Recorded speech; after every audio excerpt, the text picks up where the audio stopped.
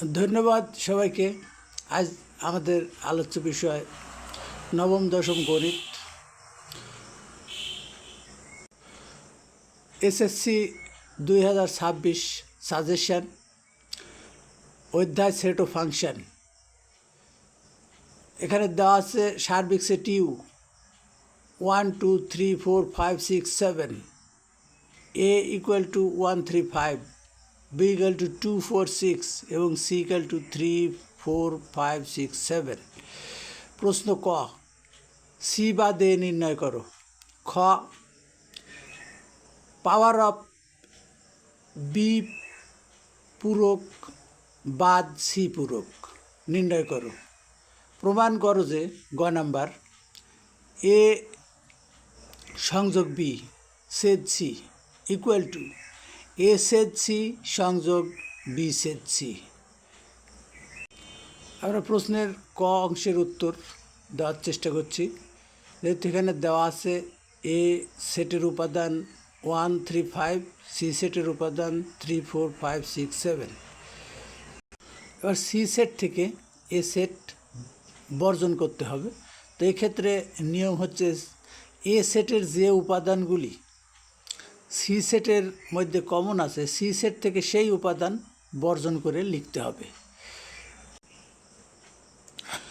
সুতরাং নির্ণেয় set C বা দে equal to উপাদান 3টি 4 6 এবং 7, এটাই আনসার।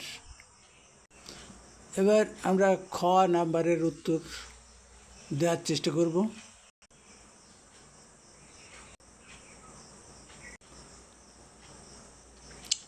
তো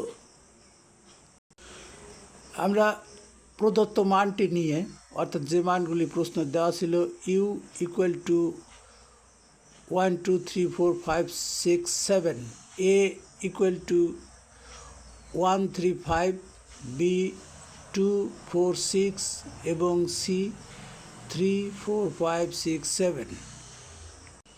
প্রথমে আমরা বি পূরক নির্ণয় করব। তো বি পূরক ক্ষেত্রে আমরা জানি ইউ বাদ বি। এবার এর নিয়ম হচ্ছে, ইউ সেটের মধ্য থেকে বি এর যে উপাদানগুলি কমন আছে এগুলি বাদ দিতে হবে বা বর্জন করে লিখতে হবে।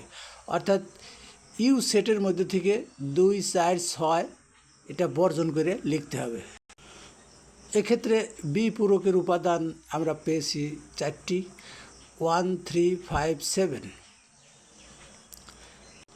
অনুরূপভাবে আমরা সি পূরক নির্ণয় করব, অর্থাৎ ইউ সেটের মধ্যে থেকে সি সেট বাদ দেব। সি সেট, ইউ সেটের মধ্যে 1 থেকে 7 পর্যন্ত স্বাভাবিক সংখ্যা এবং সি সেটের মধ্যে আছে 3 4 5 6 7। এইগুলিকে আমরা যদি ইউ সেট থেকে সি সেটের উপাদানগুলি বর্জন করে লিখি, অর্থাৎ এক্ষেত্রে সি পূরকের উপাদান 2টি, 1 এবং 2। এবার আমাদের নির্ণয় করতে হবে বি পূরক বাদ সি পূরক। তাহলে এখন বি পূরকের মধ্যে থেকে সি পূরক বাদ দিলে আমরা পাচ্ছি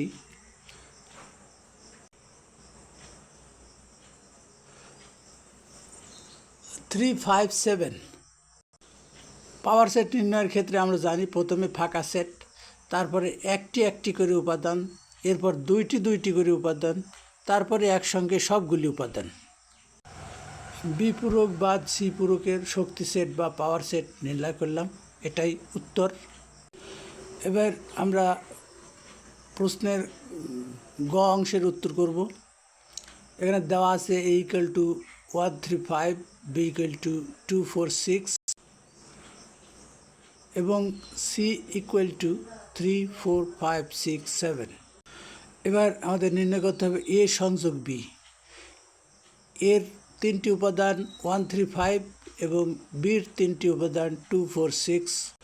আমরা জানি সংযোগ সেটের ক্ষেত্রে উভয় সেটের সকল উপাদানই সংযোগ সেটের সদস্য হবে, অর্থাৎ 1 2 3 4 5 6 সকলেই এই সেটের উপাদান। এবার আমাদের এ সংযোগ সি, অর্থাৎ এ এবং সি সেটের সংযোগ সেট নির্ণয় করতে হবে। সংযোগ সেটের ক্ষেত্রে আমরা জানি শুধু কমন উপাদানগুলি বসবে, অর্থাৎ এক্ষেত্রে কমন উপাদান 3, 5। এবার বি এবং সি এর সেট নির্ণয় করতে হবে, তো এক্ষেত্রেও কমন উপাদান নির্ণয়ই করতে হবে। সুতরাং কমন উপাদান আমরা দেখতে পাচ্ছি 4 এবং 6। এবার সমগ্র বাম পক্ষ A union B set C, তো এ ইউনিয়ন বি অর্থাৎ এ সংযোগ বি আমরা বের করেছি প্রথমেই 1, 2, 3, 4, 5, 6 এবং সি এর প্রদত্ত মান 3, 4, 5, 6, 7।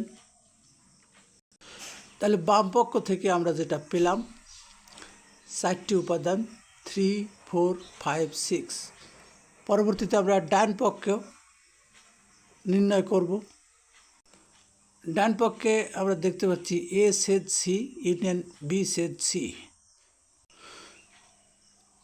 এ সেট সি এর উপাদান সংখ্যা আমরা ইতিপূর্বে নির্ণয় করে রেখেছি 3, 5 এবং বি সেট সি এর উপাদান সংখ্যাও নির্ণয় করে রেখেছি 4, 6। সুতরাং এর সংযোগ সেট হবে 3, 4, 5, 6। অর্থাৎ আমরা দেখতে পাচ্ছি বাম পক্ষে আমরা যেটা পেয়েছিলাম ডান পক্ষে সেটাই পেলাম। সুতরাং বাম পক্ষ ডান পক্ষ সমান প্রমাণিত।